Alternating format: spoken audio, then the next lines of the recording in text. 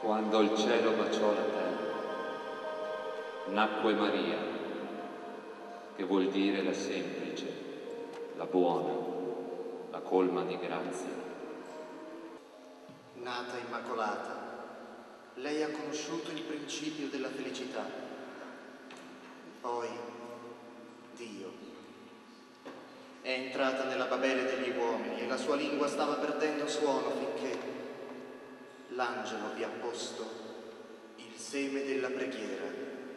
Si è aperta come un libro davanti a te, un libro pieno di misure terrestri, un libro pieno di fiori della giovinezza, Signore, un libro pieno dei suoi sospiri d'amore. Dio sia ringraziato per questo, Dio sia osannato in eterno.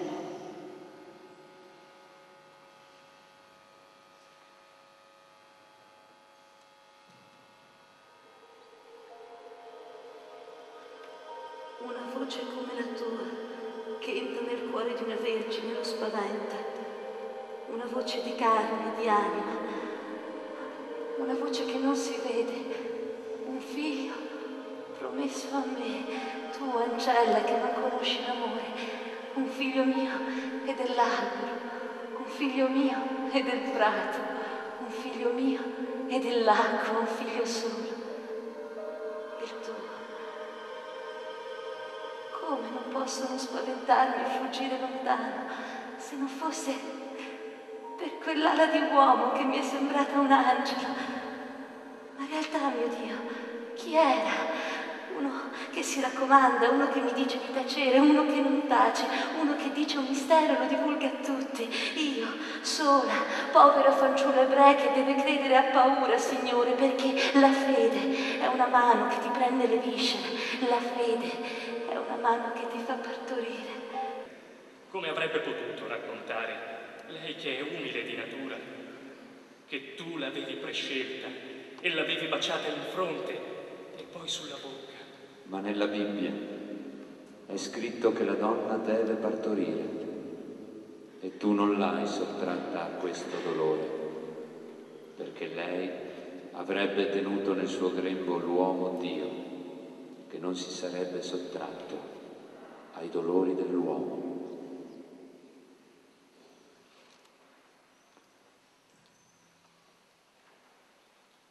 Nell'ora tarda, nell'ora della dorata sera, vieni, Madre nostra amata. Nel teatro che abbiamo preparato, rientra farina del tuo pane. Rinasci qui. Noi ti chiamiamo, di te abbiamo sete, fame, bisogno. Vieni, porta riservata, speranza disarmata, cima altissima e elevata.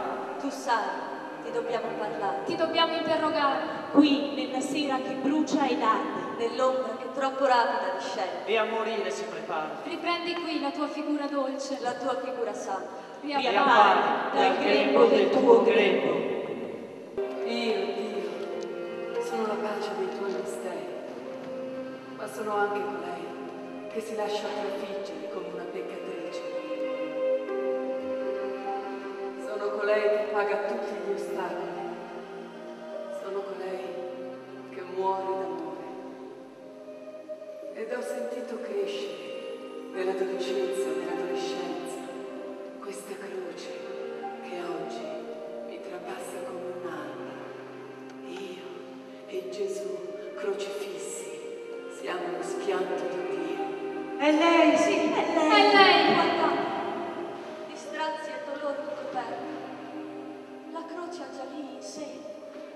Ha già abbracciato nel ventre il capo insanguinato. abbraccia, Madre, tutto lo spazio che ci è dato, il tempo a noi concesso, abbraccia l'alba su noi, la sera, il dubbio, la certezza, il dolore, la pena, la fatica. Semplicissima Madre, stringici nel tuo grembo, siamo attori di Dio, stringici nel tuo e nel suo immenso io. Dentro di me, dentro di Lui, tutti li stringo, tutti, uno a uno, nella famiglia intera, nella bellissima foresta, nel prato d'erba che formate. Vi stringo tutti dentro le mie ossa e intorno al fuoco vi rinchiudo. Figli miei, fratelli miei, voi siete il mio senso, voi il mio destino, il grembo di mia madre e mio padre come il vostro. Mentre nascevo fuori dalla stanza, in ansia, si muoveva ed aspettava. Anche loro un giorno, mio padre e mia madre, si erano abbracciati. Tutti i dolori, tutte le vite intere dei suoi figli furono ugualmente necessarie perché figlio, lui alla fine, si facesse. Lo dici per darci più certezza, lo dici per aiuto, per pietà. È verità. Io siedo là con lui, abito nella sua casa, dentro la Trinità. È immensa, è chiara, non si comprende ed è già compresa. La mia maternità fu di tutte le vite somma, fusione ed unità. L'ambascia degli angeli, il loro pianto, le loro premure, è ciò che proviamo noi quando perdiamo un amore. Agli angeli noi dobbiamo il nostro eloquio e il nostro sguardo. Essi sono chicchi di ghiaccio che si tramutano in embrioni di luce e sono così teneri che si convertono in gigli e fiori a seconda del piacere dell'uomo.